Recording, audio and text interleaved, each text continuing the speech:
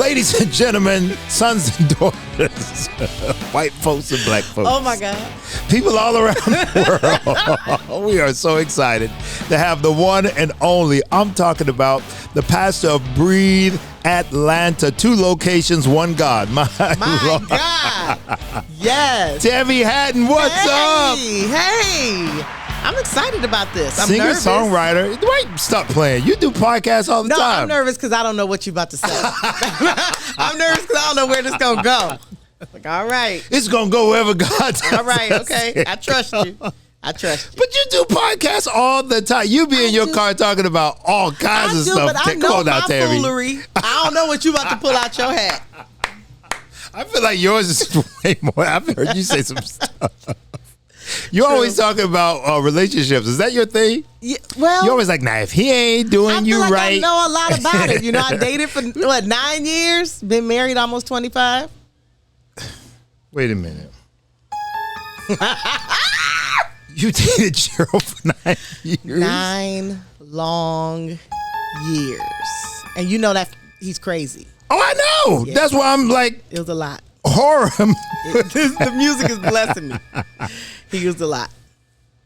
Let me leave my brother alone. All right. Anyways, so you got here and you flew in. Y'all are based where now? We're in Beaufort, Georgia, like, 30 minutes from Atlanta? I feel like 50 minutes from Atlanta. Every time I have to drive out there, I'm like, nobody knows. You talking like that. You spent too many years in California to be tripping over a little Y'all drive. live far in California. But I'm saying people in California used to drive in. Y'all, what city was that y'all lived in out there? We were like Corona, like Riverside out there. Big house, massive house. You know, like y'all must have money back then. On Fridays when they won the lottery, they moved to Rancho Cucamonga. That was like 10 minutes from us.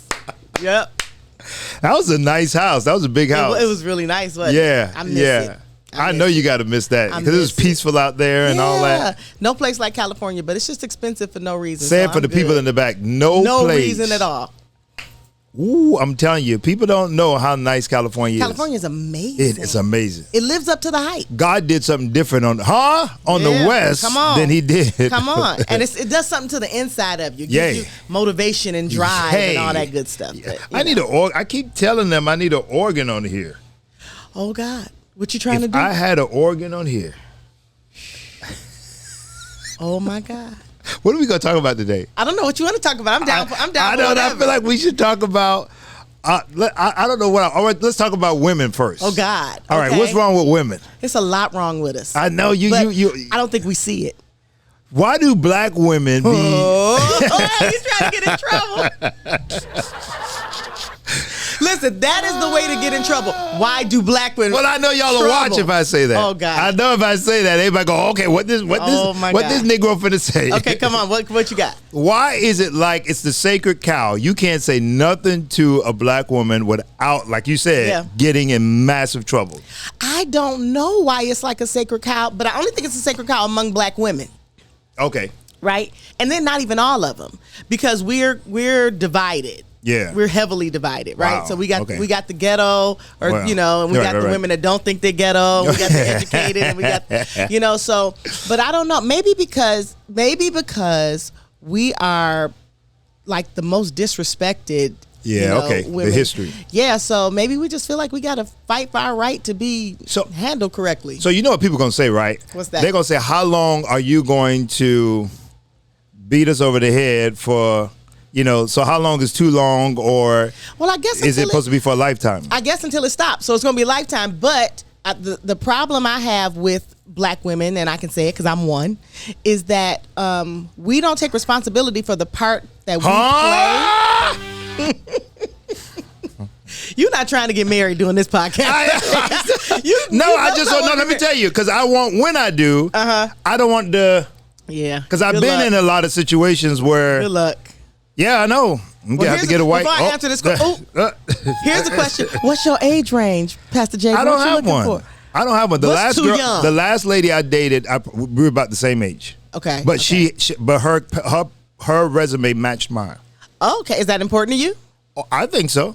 I think at our age, you have to be compatible. I think it's a business deal as much as, I don't say business deal, but a partnership as much as it is a relationship. I will say that. I like that. And you never hear that. You always hear women that don't necessarily have that resume demanding a certain type of resume. I think it's a huge mistake. I think you can get a Tyrone being like that, but I don't think you're going to get no real. You back there laughing. Yeah. But I don't think you're going to get no who was real. the girl? I've never seen her before, and now I just wanted to bring it up. Shannon. What's his name? Shannon Sharp. Is that his name?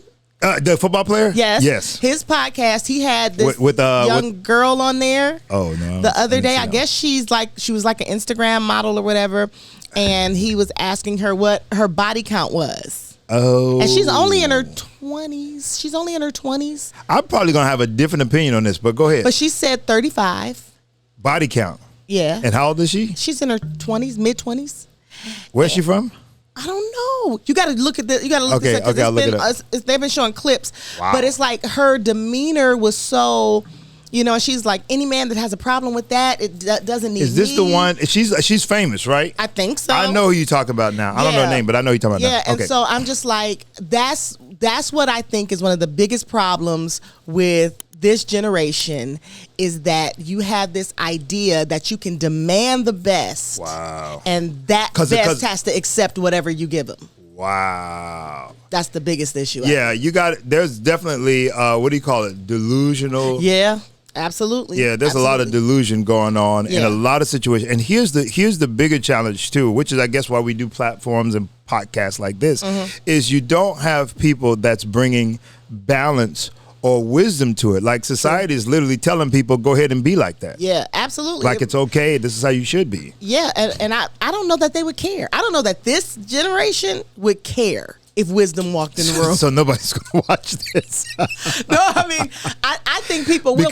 Because you're not saying get the bag, nobody's going to watch this. They're challenged by anybody that's telling them straighten up and fly right. And I think because I'm the mom of 3 sons, I ain't raised my boys to just marry somebody and take care of them just because you cute. I didn't say it. And people have a problem with that. Like, no, you got to bring more to the table. Like, so you want me to make sure he's raised right. You want me to make sure he's educated. Ooh. You want me to make sure he's got a savings account that we teach him to keep his credit tight. Ooh. And then you want him to come get you from the south side while you outside hanging with your friends and take care of you. I didn't raise him for that. So I'm hitting all the pads. I don't know. Because I don't have an organ, that's the equivalent of all.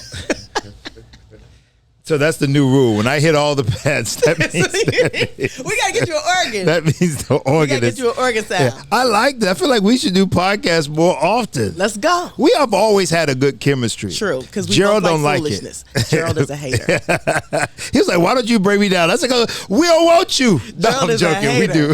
I'm gonna book Gerald. We got me and Jabari talked about that last night. He was like, "How many times Gerald been here?" I was like, "I don't know." You gotta book Gerald. I was like, "Tammy comes every time." He's a good time. But the people love you. It ain't me.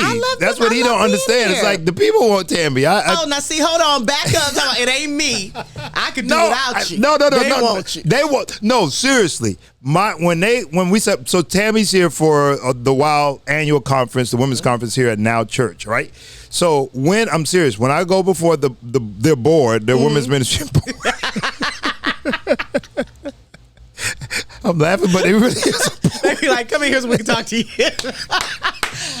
Especially because you're not married. Sit down, right. So I have to catch all the heat from and they're like, "Oh, here's what we want. Here's what it's not." So Tammi Haddon, Pastor Tammi Haddon of Bree Church, is a non-negotiable. I love it. They my people. We family. Tammy be down here cutting up. You hear me? We have a good time. Slapping oil and throwing water. We have a good time. She be in here. You so stupid. So stupid. Throwing sheets on You are out of your mind. We don't even throw sheets. We don't even fall out. You don't have sheets. This is not even exactly. We don't have catchers. We don't have. This is not a falling out church. But Tammy comes here. They be ready. They be ready though. We have fried chicken in the back. We start selling chicken sandwiches. It goes straight back. But I've been watching some of your YouTube videos. Uh-oh. You go on a little holiness. See, I've been seeing it. You pulling your suits out. You done got I said this done turned into a holiness church. Look at it. You know what I tell people? I tell people when you are going through your most, dress your best. I love that. So the people that work with me, they know if Pastor comes in a suit and he going through. Say nobody knows. They be like, Pastor's going through right now because he goes out clean. What? So that's that. I give that to you. Listen, When you feeling like when you going through and like when challenges, man, put on your best. I like that. I gotta use that. Now, did you go see Beyonce? No. Why not? Let me say it this way with all due respect and complete humility across the board. It takes a lot for me to go sit anywhere and see anybody. Agreed. For an extended period of time and putting a dollar amount on that. Yeah. Now I went to I don't know if it was the Formation Tour, Lemonade Tour, same thing. Okay. I went to that one. Okay. Because that album. How was that? It was really good. Okay. That album, I enjoyed that album. Now I got to ask you, why did you go? Like, did somebody buy you a ticket? Did you get a hookup? What? You know, we got all friends in the band. Oh, I know. That's why. That's the only reason why you really went. So technically, that don't count. But no, because I could have got family and friends tickets for this one. But I said, first of all, it's too much right now. This whole Renaissance thing is. My You're past it now. Yeah. You can't. And then I said, I'm not standing. I'm too old. I'm not standing anywhere for hours. Oh, it's standing. Yeah, because you know it was like what was it called? The Club Renaissance. So that's where a lot of the family and friends tickets were, like where everybody's standing. Yeah. And I'm like, God bless you. No. But I need to find out who went and stood because people don't like standing for worship. I know Creflo Dollar's wife went. Oh wow. I'm not. Well, I swear, your eyebrows are very high right now. I'm not mad. Look at your eyebrows. Bring your eyebrows down. I wonder why this album was a little, Yeah, she went with her daughters, and they posted. And I think Ben Tanker's wife or something. Somebody showed me. I saw something. I do think that this Renaissance tour and some of the people that went, it was some PR moments. I think it was for some people. It was I need to be in the room so I can have the photos and show that I am progressive and in tune and all that good stuff. So that could be a good thing. Could be a good thing. Hey folks, Javen here. If you've been stuck, if you've been procrastinating, if you've been feeling like you don't know where your next season, your next breakthrough is going to come from, I want to challenge you right now. I got the answer for you. Do it now. Why wait when your best is now? My best-selling book.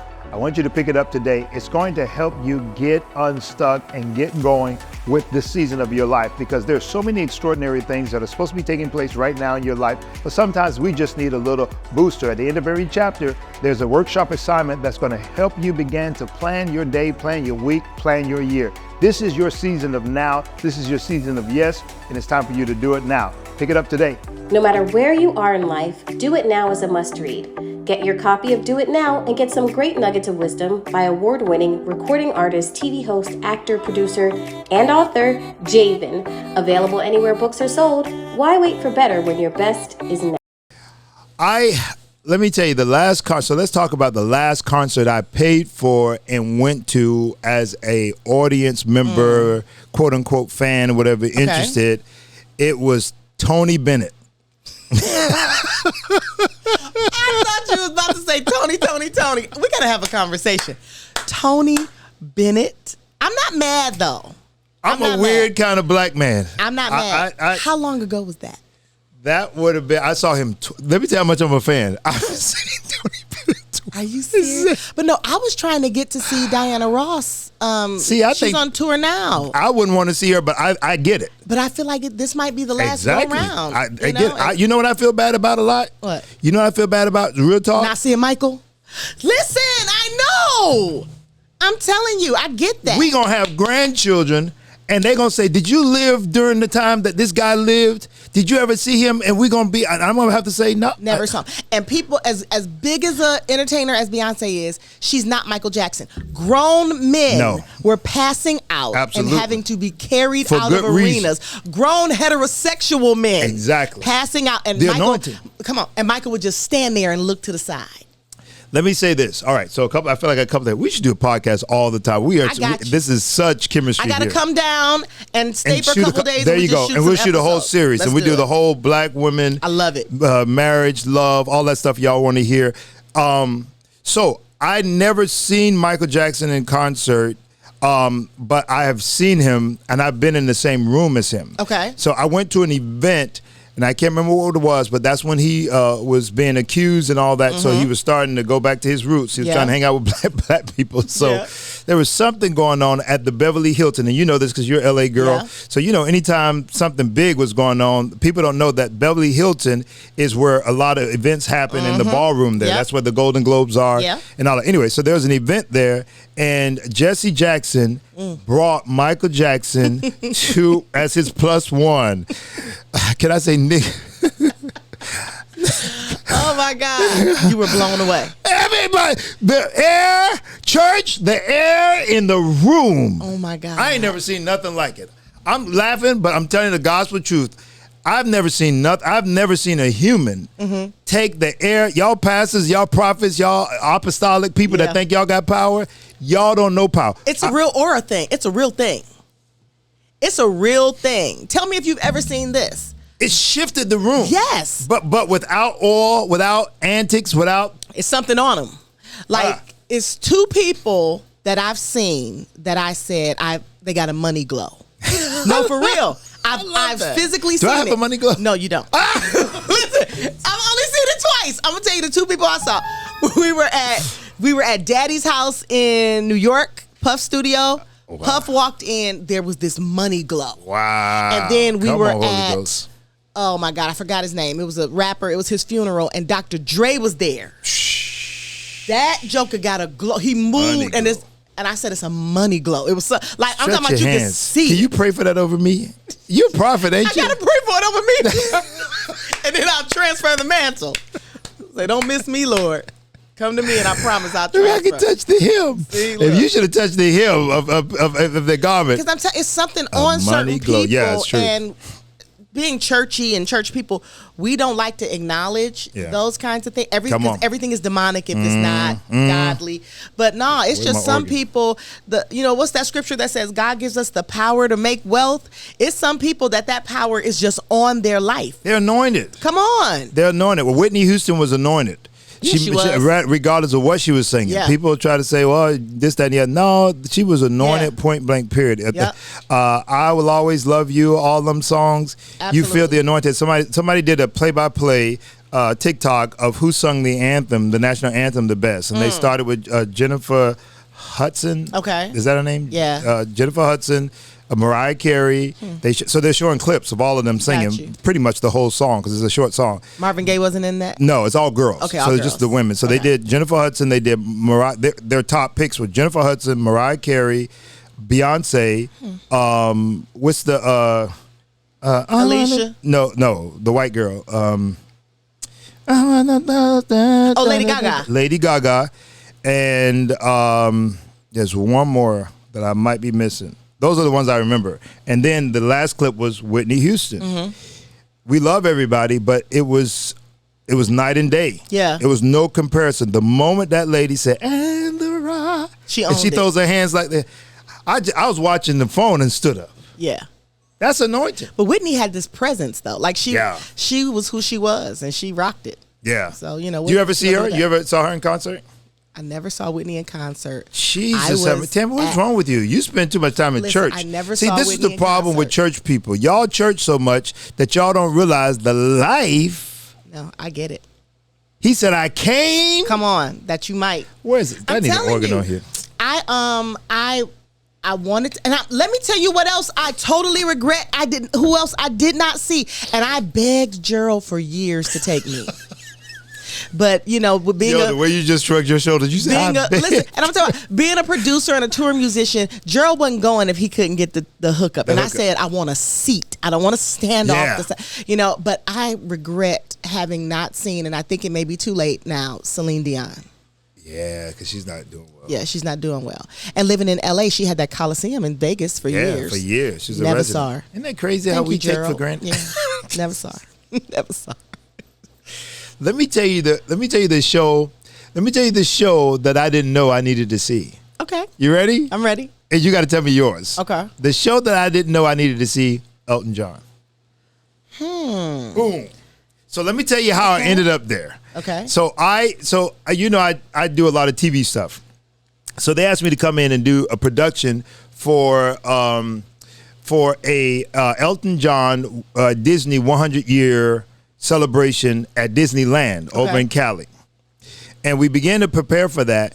And as we prepare for that, I make friends. So Elton, for those of you that don't know, has the same exact band that he's been playing with since he was 20-something years old. I love that. So it's all the same guys. It'd be like Gerald and the Seekers, Soul Seekers, being 30 years ahead, and they all still. So it's the same guys. They're all old guys, still kicking butt on the bass, the guitar, and the drummer. That's so dope. So it's a big family.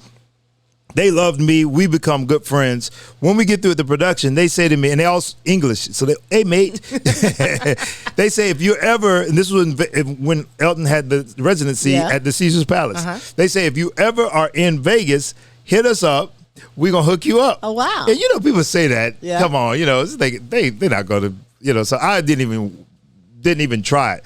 We ended up having to do, I used to do the Get Motivated tour, and so we ended up doing the Get Motivated tour in Las Vegas. And just on a whim, I texted the drummer and said, hey, I'm here. He said, hey, man, come on over. We're going to get tickets for you. Long story short, man, I ended up at the Caesars Palace in these box seats watching Elton John do his thing. It was extremely mind-blowing. I'll give you one better than that. When you get towards the second to the last song of his show, the ushers come and get me. What? I don't think I've ever told this story publicly. I've never heard it. Come and get me and say, let's go. Where are we going? They usher me, walk us through the back, because it's Caesar Palace, so they have all kind of tunnels and whatnot. Walk us through the back. When the curtains pull back, we on stage. Really? You went on stage with Elton John? Did you sing? Shut up. No video? I have video. Shut up. You got to post it. You think I should post that? That's legendary. First of all, he's finally ended touring. Totally. He's done. That's legendary. How many black men you know did it? See, Jay, let me tell you something, and I got to be this way with myself too. I have in the past looked at some of my accomplishments and not talked about them and brushed them off, or like, I'm not going to say anything. Listen, everybody ain't able. You better talk about it. It's true. You better talk about it. You just get busy though. That's what it is. You got real problems, real life issues, so you don't even think about it. You was on stage with Elton John. You better tell somebody about it. John. It's crazy. Yeah, I got a camera. They probably was going to kick me off. I got a camera. Just like a black person. He's on the piano Saturday. And Caesar's Palace is rocking. I love it. Okay, so what's yours? Mine is, believe it or not, is Faith Hill and Tim McGraw. I'll tell you because I went just because, and I did not expect to enjoy. They put on a good show, and their chemistry, maybe because they've been married so long. That's right. And does he have hair under there? Underwear. His hat. I don't remember. No, he did. I don't know if he has now. He did. He used to be. I always wondered. It's thinning out a little bit. But yeah. But no, like their chemistry on stage was really good, and they. What did you like about it? Maybe because I'm on this marriage thing. Yeah. But they looked like they enjoyed each other. Nice. And so it was just a cool thing. I feel like you was there to take notes for your show. Could have been. Could have been. Me and Jerry gonna add this to and then we gonna do this. We gonna do that. Yeah, absolutely. Nice. What was her big song? I'm trying to think of what was her big song. Oh my God! Just because you asked, but see, I don't remember her big song. They had a song together. I love you. Well, I don't know, but they had a song together called "I Need You." I don't know that one. So cool, and they sang to each other. So Faith Hill didn't sing From This Moment On. That might have been her. It was either her or Shania Twain. I get the Saints mixed up. I do. I get the Saints mixed up. All right, Tim. We got only a couple of minutes left, and then you got to go preach. Okay. What else we need to cover? All right, you got any music? What's coming up? No, I don't have any music coming out right now. Look. I found a single on y'all, though, the other day when I went to post your thing for the conference. I hadn't heard that song before. Which one? The me and Gerald singing? Well, y'all always sing together. Ain't no telling. But I don't know whose single it was. Yeah, it was nice. What's going on. But no, we're gonna start working on some more music top of the year. Okay. So we're gonna do that, and I think I'm about to get in my book writing bag. I think because I'm doing the school thing, and you're getting your master's. Yep, my in master's. Theology. Yep. You know I have a degree in theology, right? She goes, you need to get a degree in theology. See what I mean? But you ain't saying nothing to nobody. Because that's years ago. Go get your doctorate. I should. But I don't have my master's, so I would have to get my master's. So you should get your and then What are you doing, online? Yeah, well, it's online, but it's actual classroom settings. So like each class is like 4 hours long a week. It's like a lot. I That's why those last night I was like, this is whooping my behind. Oh, I remember those days. My back started hurting just when you said and then that. one of my teachers, he's Korean. Oh, you're and trying so listening to him, but then he'll start God. speaking in tongues, and he goes in, he worships. Yeah, it's a unique thing. I feel like I don't want my degree in theology, though. Really? Why? I want it in psychology because people are more crazy than they are. True. This is true. I feel like our jobs these days are more psychological than This is true. Now, I'm going to tell you totally different thing. I'm going to tell you, if it comes here, what you need to go see. You need to go see Dave Chappelle. Dave Chappelle. I got tickets. Do you? I got we tickets. just went 2 weeks ago. Don't tell me anything. Listen, that man is Hilarious because he's a genius. Oh, he's a freaking He's a genius. I figured it out. In order to be a good comedian, you have to be. I'm not saying book like I got a degree, but IQ, it's got to be way up there. He's the higher it is, the funnier they are. Phenomenal. And when you look around, because it's an arena tour. Yeah. When you look around the arena and realize that these people have paid him money to talk about them like a dog. That's what I said. He is killing these people.